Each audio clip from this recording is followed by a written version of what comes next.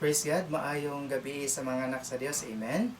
Hallelujah. Karong gabi una usa na pud kini ka opportunity alang kanako nga mag-share sa inyo sa pulong sa Ginoo o nagatuo ko nga naay maayong mensahe ang Ginoo alang kanato karong gabi una tungod kay nasayod gid siya sa atong mga pagkinahanglan.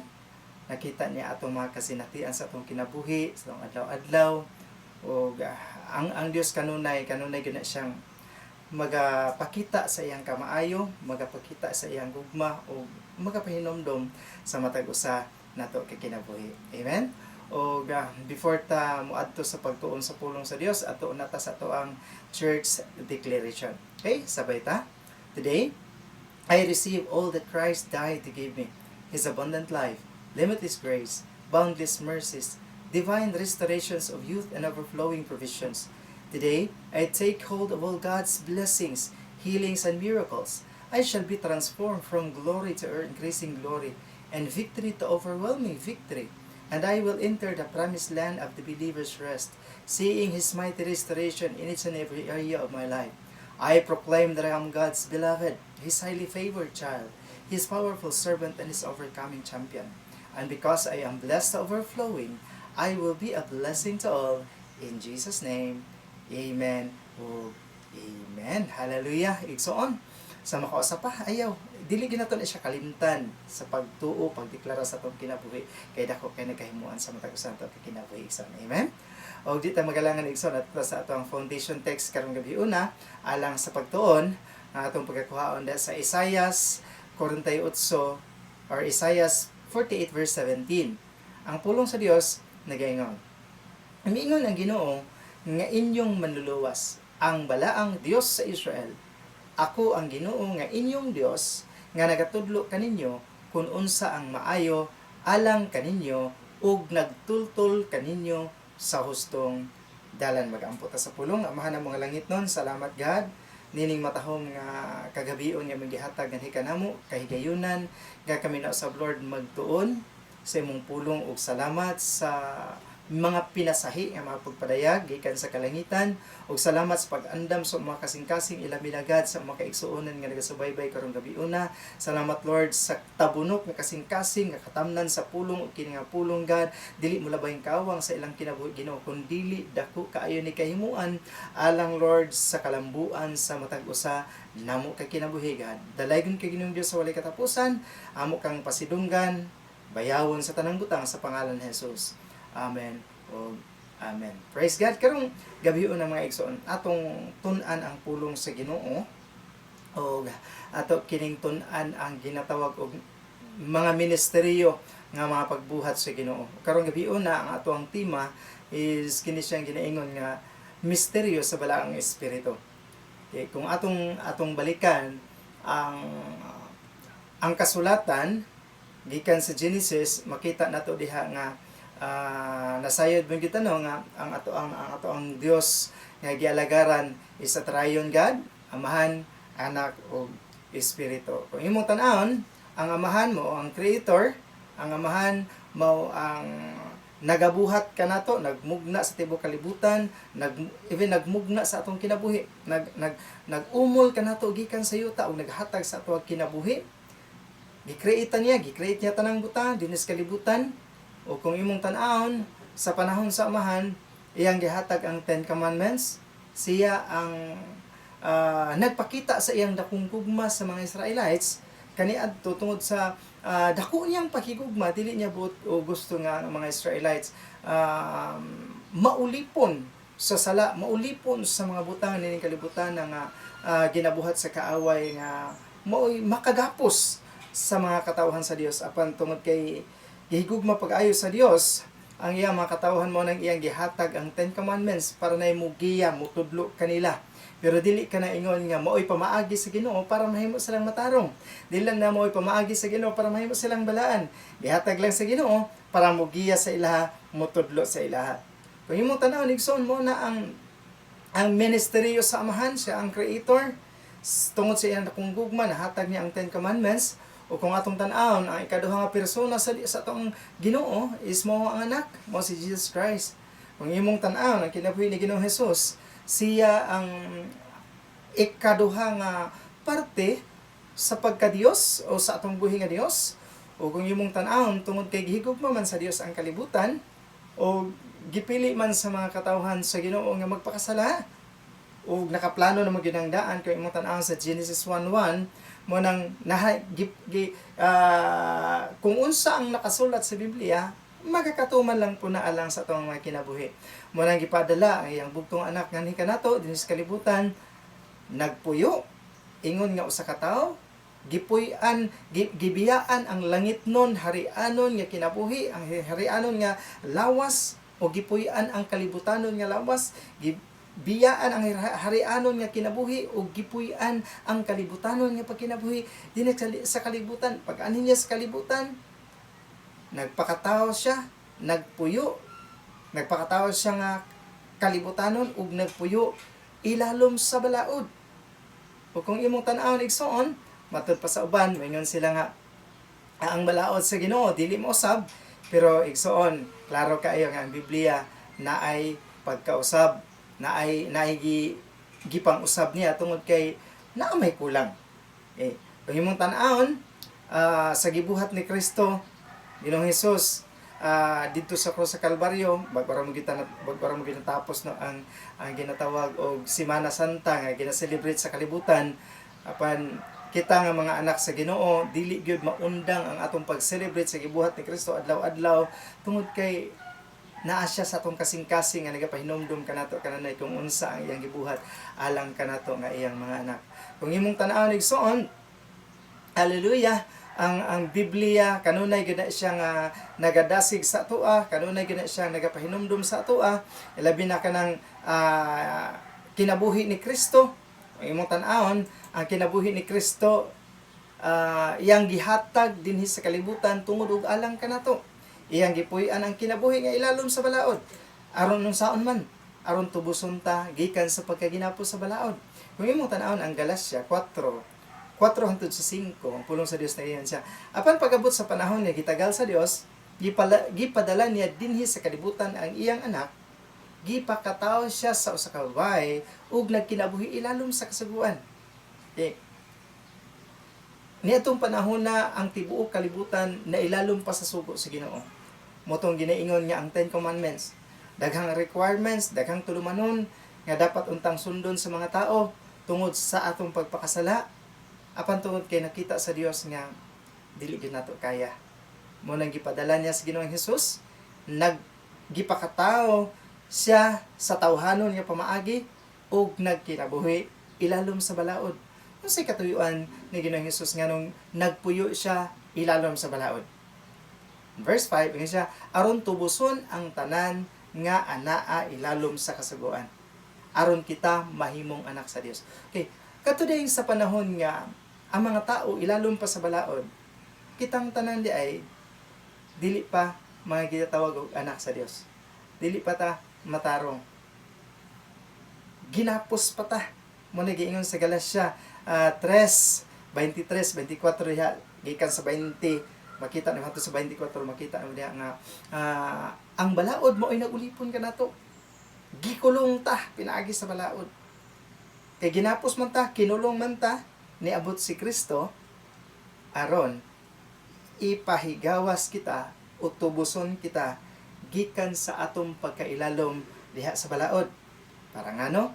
Aron kita mahimong anak sa Dios. Di ba nindot kayo, no? Ang Ginoo nag-create sa ato, anak ta sa Ginoo. Gibuhat ta sa Ginoo. Gibutang sa Garden of Eden, ang tao nagpakasala, gipili nga magpakasala. Apan tungod kay gimahal ta sa Ginoo, iyang gipadala sa Ginoong Hesukristo, nagpuyo, nagkinabuhi, o gipakataw sa tawhanong pamaagi, nagpuyo ilalom sa balaod aron kita tubuson gikan sa tanan nga pagkaulipon nato diha sa balaod aron kita mahimong anak sa Dios. Okay, atong hisgutan karong gabi na mga igsoon kining iyang ginaingon nga ministry. Okay, sa Biblia igsoon adunay duha ka ministry diha. Kung imong tan-awon na ay Old Covenant, na ay New Covenant. Napoy duha ka ministry diha ang atong hisgutan karong gabi na.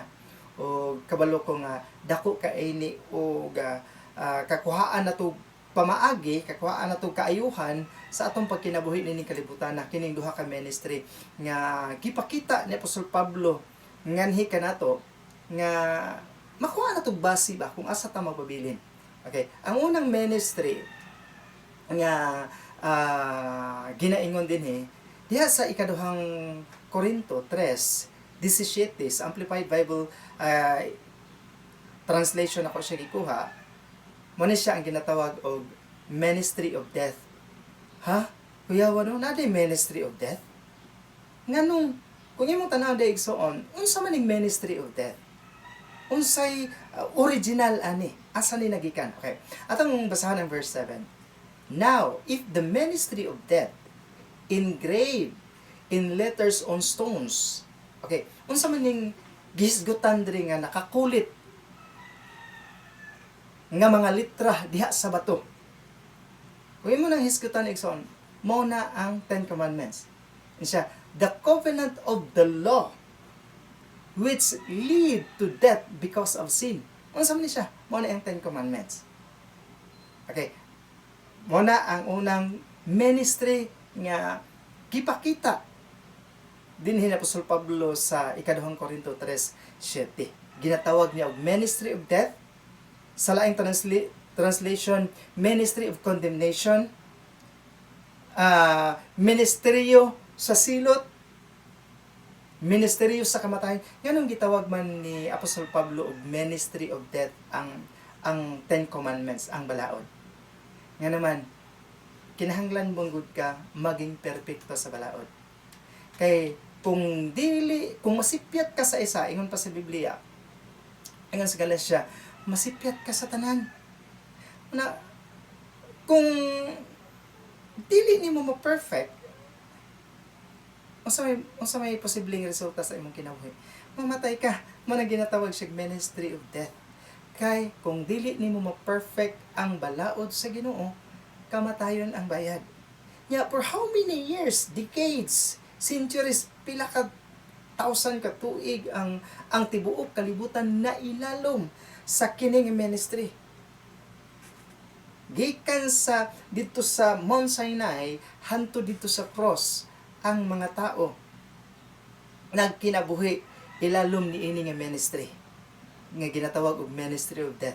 Even karon sa atong panahon naapay mga Kristohanon nga nagpabilin sa ginatawag og ministry of death, ministry of condemnation, ministry unsa din naa sa ministry of death, pagpanghadlok. Kaya nga naman, according pa din ikaw ang maningkamot, ikaw ang maghago, ikaw ang maghago sa imong kaugalingon para mahimo kang perfect, para mahimo kang balaan, para mahimo kang matarong sa mata sa Dios, para mapanalanginan ka, para mahimong mamaayo ang imong kinabuhi dinis kalibutan. Ingon ana ang ministry of death, o ingon ana ang balaod, ingon ana ang pamaagi sa Ginoo sa kadto nga panahon. Apan nagsuon sa may nahitabo. Humana man gud dito sa cross sa Kalbaryo, dito nagsugod ang ginatawag o kani ikaduha na tong ministry. Ato sa ning padayon ning ginaingon nga ministry of death. Diri sa verse 7. And siya came with such glory and splendor that the Israelites were not able to look steadily at the face of Moses because of its glory, a brilliance that was fading. Kung imong tan-awon din ang katong ministry of death, kung imong tan-awon sa Apostol Pablo, naghapoy power, naghapoy brilliance, naghapoy glory. Kung imong tan-awon din nagyapon kay makita nga gahom, nagyapon kay makita nga milagro, nagyapon kay makita nga kaayuhan. Pero dili kumpleto. Kulang. Ug ang ikaduhang ministry nga atong paghisgutan mo nang naa diha sa verse 8 ang ginatawag og ministry of the Holy Spirit. Okay, atong basahon. Ang verse 8 sa 2 Corinthians 3. Siya, how will the ministry of the Spirit, the new covenant which allows us to be spirit-filled, fail to be even more glorious and splendid? Siya, mas labaw pa daw. Unsa man nga ministry, ministry of the Spirit. Okay, duha ka ministry ang gipakita ni Apostol Pablo diri sa 2 Corinthians 3:7 and 8. Ministry of death and ministry of the Spirit. Asa man ka magpabilin? Magpabilin ba ka sa ginatawag og ministry of death nga maong balaod, maong 10 commandments, or diri ka sa ministry of the Holy Spirit nga guided ka sa Holy Spirit, nga siya ang giya sa imo, siya ang mutudlo sa imo, siya ang remind sa imo adlaw-adlaw sa imong kinabuhi. It's your choice karong gabi na mga igsoon. Kung ikaw nga nagasubaybay karon, siguro naglibog pagkaabot sa grasya, mo ni kini ang ginatawag og grace period. Mo ni ang ginatawag nga grasya, panahon sa grasya igsoon. Ikaw ang mupili kung asa ka magpabilin. Ikaw ang mupili kung kinsay imong tuuhan. Delikado, ministry of death, panay kahayahay, ministry of the Spirit. And siya, which is allowed to be filled to be even more glorious and splendid. Siya, mas grabe daw, kamahimayaon. Kini nga ministry sa kinabuhi nga iyang gihatag kanato. Kasi mas maayo sa duha. Di ba? Mas maayo ang ministry of the Holy Spirit. Okay. Atong balikan. Di ba? Duha man ka ministry. Okay. Ang pag-anhi ni Kristo din sa kalibutan, gipakatao siya tawhanon. Nagpuyo siya ilalom sa balaod. Ano sa'y katuyuan ni Ginoong Hesus nga nagpuyo sa ilalom sa balaod? Para tubuson ta gikan sa pagkaulipon. Siya. Kano sa giilisan, ug nganong giilisan ang ministry of death or ang balaod? Sa inyo hunahuna kaya, kano sa giilisan? Ug nganong giilisan ang ministry of death or ang balaod? Okay. Kung imong tan-awon, diha sa Hebrews chapter 8 verse 7 to 9, morning panahon nga giilisan, dili na to makita nga giilisan kay matod pamanggod sa uban. Ang balaod daw sa Ginoo dili gyud na mausab, dili gyud na kambiuan. Pero katong ginatawag og law sa diha sa Joshua 1:8 is ang Torah magud ang 5 books. Pero kaning gihisgutan magud diri nga gitawag og ministry of death is katong gihatag sa Ginoo dito sa Mount Sinai nga balaod tungod sa kagarbuso sa mga tao. Okay. Kung imong tan-anon ang Hebrew chapter 8 verse 7 to 9, ingon siya diha, kung walay kulang ang una nga kasabutan, dili na unta kini kinahanglan nga ilisan pa. Kaya ang pangutana, unsa ni nga kasabutan ang adunay kulang o kinahanglan ilisan pa? Okay, verse 8.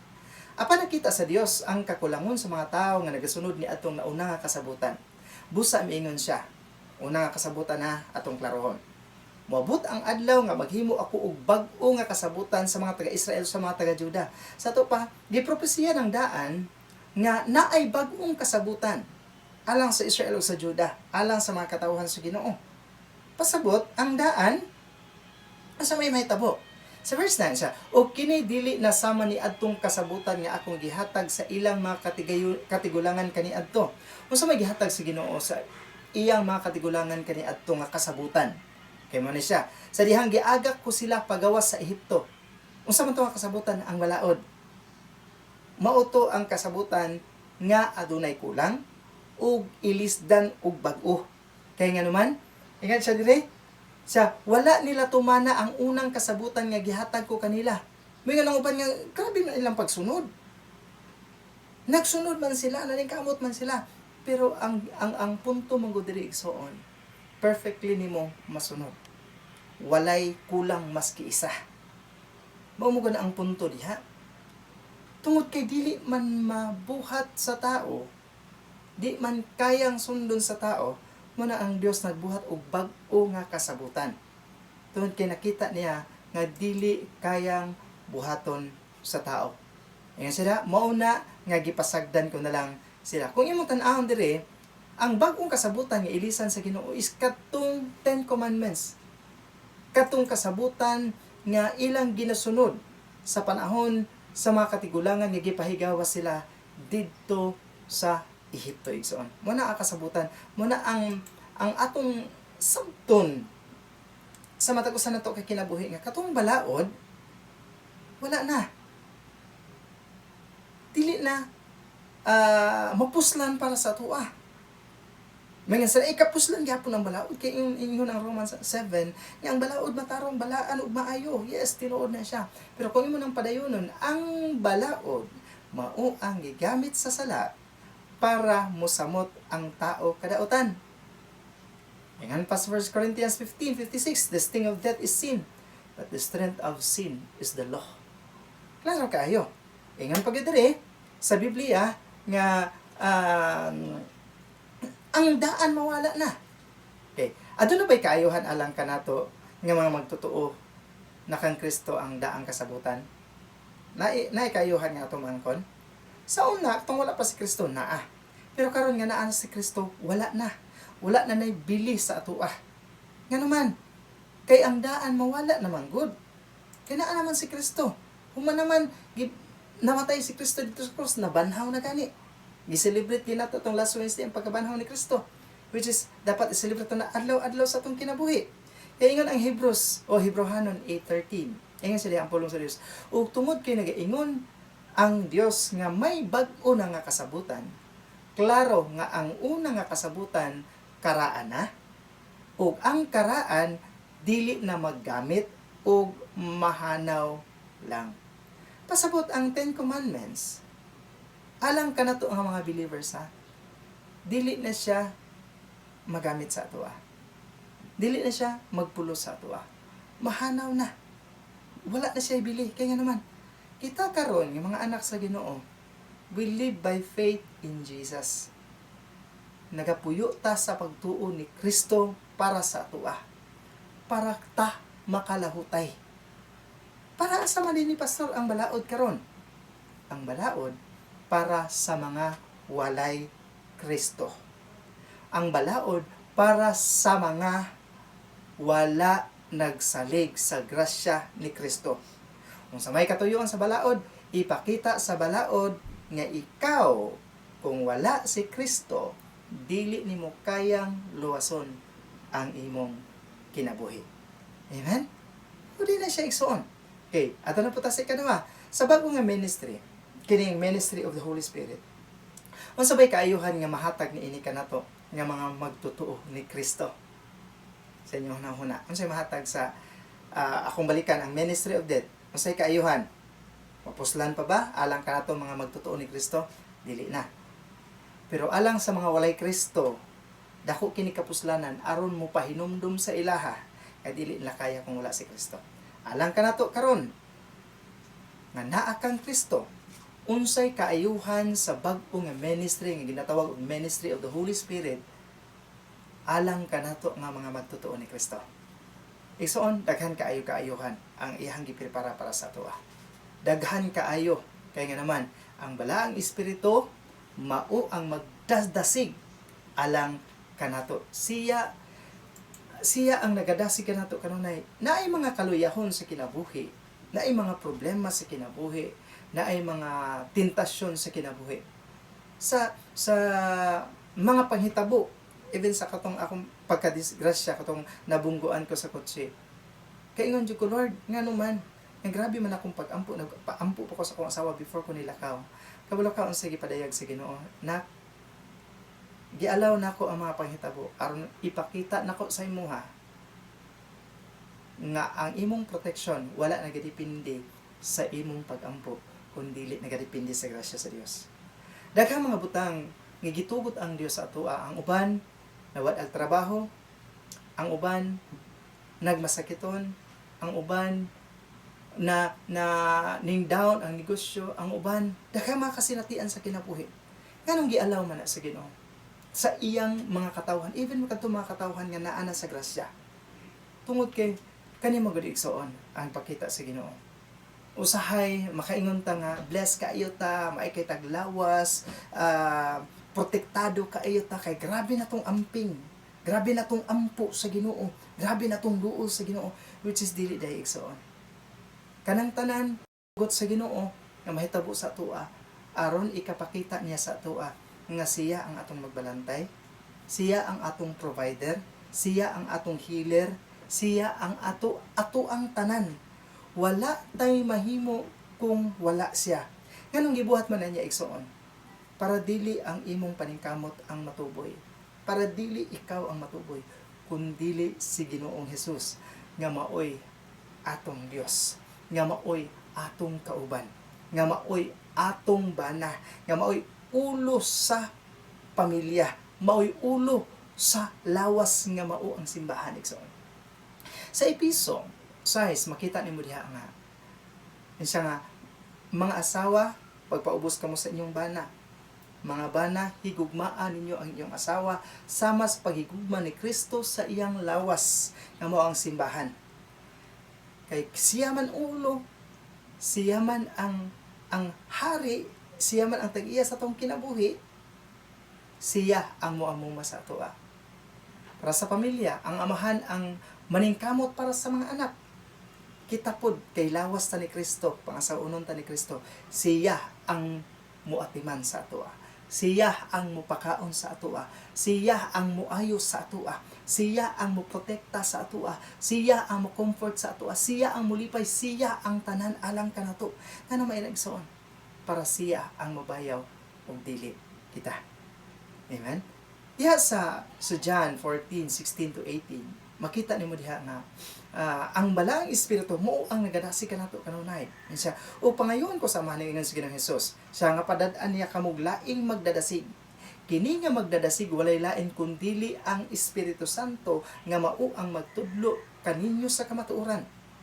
Ug magpabilin siya kaninyo sa walay katapusan. Mingon sila nga ang balaang espiritu daw mao ang gipadala sa Ginoo para mudasig nato tinuod na. Amen? Kay biblikal nakasulat sa Biblia, siya ang magtudlo kanato sa kamatuoran. Siya ang magpahinumdum kanato. O ingon pa ganit siya, magpabilin siya hangtod sa walay katapusan. Apan ang uban moingon nga, ayon niyo pasub ang balang espiritu kay mubiya siya kaninyo. Ang sa imong paminahon ang pulong sa Dios o ang opinion sa tao nga walay basihan nga ang balang espiritu mubiya sa imo. Ang pulong sa Dios. Amen? And siya, dili siya dawaton sa mga tao sa kalibutan tungod kay dili nila siya makita o wala sila makaila kaniya. Apan nailhan ninyo siya tungod kay siya kauban ninyo. Atong kauban ang balang espiritu o kanunay magapuyo diha kaninyo. Verse 18 siya, dili ko kamubiyaan nga walay kauban, mubalik ako diha kaninyo. Pag biya ni Kristo ni sa kalibutan, before siya ning biya, pag gipangayo niya sa amahan ang magdadasig mo ang balang espiritu. Paghawa niya, ipuli ang balang espiritu nga maoy nagahari sa itong makasing-kasing, maoy nagabantay sa atoa, maoy nagatudlo sa atoa. Amen? Unsa ang mabuhat sa ministry of the Holy Spirit sa atoa? Siya ang magtudlo sa kamatuoran. Usay wala ta kasabot unsa ang kamatuoran. Usay wala ta kasabot magbasa tag Biblia. Daghan kung nabasa sa social media nga gikan siya padulong na unta siya magpastor, gikan pagka RC nahimo siyang padulong na unta magpastor, grabe na niyang pagtuon. Pero sige siya tuon sa Biblia, kana laging hisgat na siya third eye hangtod nawala na hinuon siya. Lahi na iyang pagtulunan, lahi na iyang pagsabot sa Biblia. Daghan daw kong contradiction sa Biblia, which is igsoon kung wala ka kasabot sa tinuod nga mensahe sa Dios o kung wala ang balaang espiritu nga nagapuyo sa imong kinabuhi, dili ka makasabot sa kung unsa ang plano sa Dios, kung unsa ang imong ginabasa sa Biblia. Pero kung naa gani ang balaang espiritu diha sa imong kinasuluran, siya ang mutudlo sa imo sa kamatuoran. Atong basahan ng verse 12 sa John 16 siya, daghan pa unta ako isulti kaninyo apan dili pa kamo makasabot ni ini karon. Ngayon si Ginoong Hesus. Apan kung moabot na ang Espiritu Santo nga mao ang magtutudlo sa kamatuoran, tudloan niya kamo sa tanan nga kamatuoran. Sa ato pa kung ang tao maski unsa niya basa sa pulong sa Dios, kung wala ang balaang espiritu nga mugiya sa iya, mutudlo sa iya, mupasabot sa iya, dili gid siya kasabot. Sama ni ato ako nakita sa social media nga nimbalhin na nun siya. Nawala na siya sa pagtuo. Di na siya mutuo sa Biblia. Kaya daghan daw contradiction. Okay, kung wala ang balang espiritu isom, dili jud ka kasabot kung unsa ang nakasulat sa Biblia. Daghang contradiction kung di ka kasabot. Pero kung naa ang Holy Spirit, iyahan ang ikonik-konik nga dili na siya contradict. Kung dili ang tanang porma ang tanang side sa pagkamaayo sa Ginoo iyang ipakita sa imuha ang plano sa Ginoo. Amen. Tudluan niya kamo sa tanan nga kamatuoran. Ang iyang itudlo kaniyo dili gikan kaniya. Okay. Kung dili isulti lamang niya ang iyang nadungog, isulti usab niya kaninyo kung unsa ang mahitabo sa umaabot. Mo na ang balahang espiritu ha. Dili lang kay katong gipangsulti ni Ginoong Hesus iyang gitudlo samtang na siya sa kalibutan iyang ipasabot sa atoa ang kamatuoran, kundi ang mga panghitabo sa umaabot iyang ipakita sa atoa. Manang uban daghan kay mga makakita sa umaabot mga panghitabo nga mga kaanakan sa Ginoo makaprepara kung sa ilang buhaton. Verse 14 siya, pasidunggan niya ako tungod kay ipasabot niya kaninyo ang akong mga ginapanudlo ug kipang buhat. Kung din na igsoon, ang balaang espiritu magdadasig o magtudlo sa tinuod nga kamatuoran.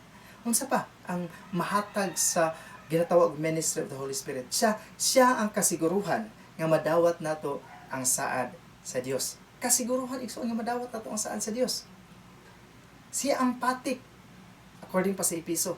Siya ang silyo nga nihi kanato nga pag-abot sa paghukom, pag-abot sa rapture, isa ka nga kuhaon tungod sa balaang espiritu. Ug dili sa Romans 5 verse 5 siya, ug dili mahitabo nga dili nato madawat ang atong gilauman tungod kay pinaagi sa Espiritu Santo nga gipadala kanato, nasayran nato nga gihigugma kita sa Dios.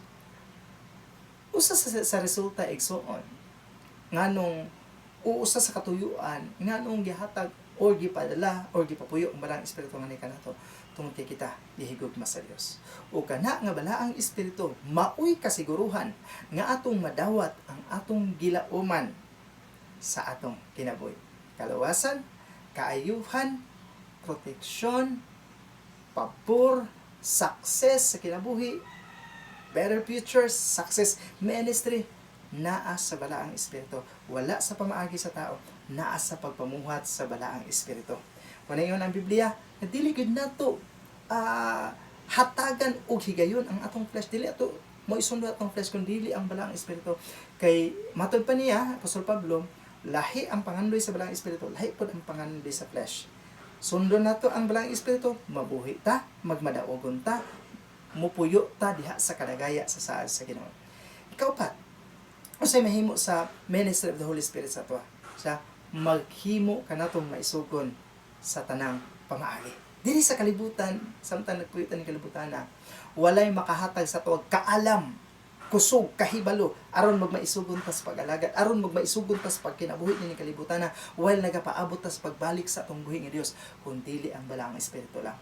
Romans 8:15-16 siya, kay ang espiritu nga inyong nadawat, wala maghimo kaninyo nga mahadlokon, sama sa inyong gibati kaniadto sa dihang mga ulipon pa kamo. Okay?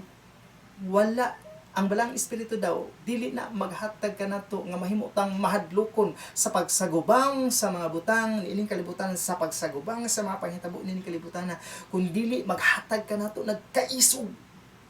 Ja, Hinuon naghimo kini kaninyo nga mga anak sa Dios. Ang balang espiritu naghimo kanato nga mga anak sa Dios. Kun mga anak kita sa Dios, nganong mahadlok pamantas sa mga panghitabo nining kalibutan na. Kagahapon sa linog sa Taiwan, daghan kay balita nga mag-tsunami. Kaya ko sa kong asawa ba, grabe no ang tao ba, pag ingon ana gani ang unang nahitabo katong sa Haiti o katong sa diri sa dito sa Pilipinas nga nag-tsunami sa tong lugar, pag ingon na ganing nahitabo, expected din nila katong sa Japan ang nag-tsunami, expected din nila nga mao gyapon ang mahitabo. Pero igsoon, dili nimo masayran ang plano sa Ginoo. Siguro katong panahon na sa Japan, katong sa Haiti, unsa pa tong mga giagi tsunami, gituyo gialaw sa Ginoo for them aron ikapakita niya ang iyang gahom, ang iyang gugma kung unsa siyang muatiman sa iyang mga katawhan. Karon ang gikahadlokan lang tsunami, wala na hitabo. Tungod kay ang Dios nasahil sa tanan. Dili niya i-allow ang mga butang kung wala sa ihang giplanong daan. Amen? Una nga itong Ginoo igsoon. Siya, padayon na to. Karon pinaagi sa Espiritu Santo makatawag na kita sa Dios nga amahan. Anong pinakanindot igsoon? Tungod sa balang espiritu nga sa tong kinasuluran. Dili ta mahadlok sa Dios nga moduol sa iya o motawag nga amahan. Kay amahan man siya ang muatiman sa ato. Kay siya man ang atong amahan, siya ang mutabang sa ato. Kay siya man ang atong amahan, siya ang mangitag pamaagi para maayo ka sa imong balatian. Kay siya man ang atong amahan, siya ang mangitag pamaagi para ma-provide ang imong kinahanglan. Kay siya man ang atong amahan, siya ang musapnay kanato gikan sa mga kasinatian, problema, kagubot dinhi sa kalibutan nga gibuhat sa atong kaaway. So, amen. Verse 16. Ang Espiritu Santo uban sa atong espiritu mao ang nagapamutuod nga kita mga anak sa Dios. Amen. Ug ang pinakanindot igsoon sa atong gibasa sa atong foundation text kay na sa Isaiah 48 verse 17. Samtang naatan ning kalibutan na siya, mingon ang Ginoo nga inyong manluluwas ang balaang Dios sa Israel. Ako ang Ginoo nga inyong Dios nga nagtudlo kaninyo kung unsa ang maayo alang kaninyo ug nagtultol kaninyo sa hustong dalan. Kung unsay posibleng maayo nga kaugmao na to igsoon, ang Dios ang magtultol sa ato. Ang Dios ang magtudlo sa ato. Ang Dios ang maghatag sa ato kahibalo sa paghibalos sa mga butang nining kalibutan na, sa paghibalos sa mga butang sa umaabot igsoon. Mga pamaagi nga gikan sa atong buhi nga Dios dili ato. Ano man siya igsoon? Kabalo ba kaon sa mensahe sa Dios ninyo sa ato? Gusto ipakita sa Ginoo nga siya ang atong amahan o kaya kanyang ubanan, kaya kanyang protektahan, kaya kanyang tabangan sa bisan unsang panghitabo kasinatian sa kinabuhi dinhi sa kalibutan igsoon. Muna ang atong Dios. Amen. Hallelujah. Dalaygon ang Dios igsoon sa iyang kamaayo. Dalaygon ang Dios sa iyang mensahe karong gabi. I believe nga nindot ang atong nakatuunan karon. Usahay mo gud no? Maka-experience tag kaluya, kakapoy pagduha-duha. Pero tungod kay labta sa Ginoo, kanunay siya naka-comfort sa ato. Amen. Amen. Magampo ta sa pulong. Hallelujah. Amahan ng mga langit nun, salamat God. Nga ining matahom nga kagabion, salamat sa imong mga pulong. Nga kanunay nagapahinumdum, kanunay nagagiya, nagatudlo.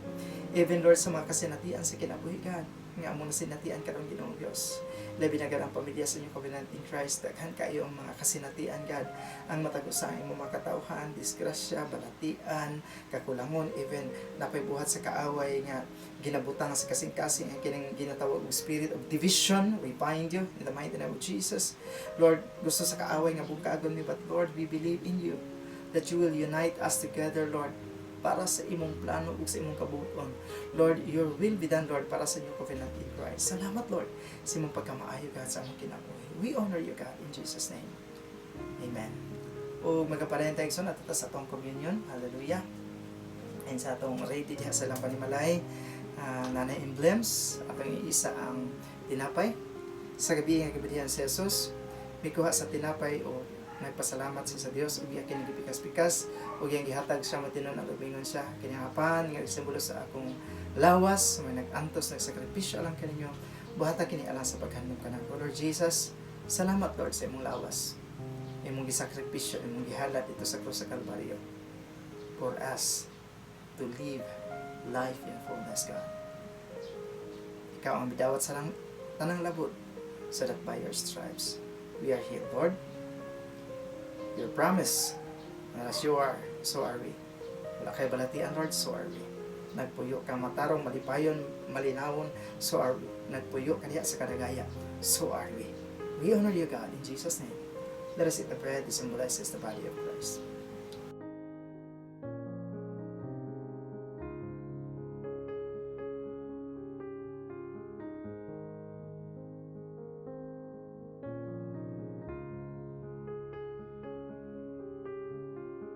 Ibayon nato ang kupa.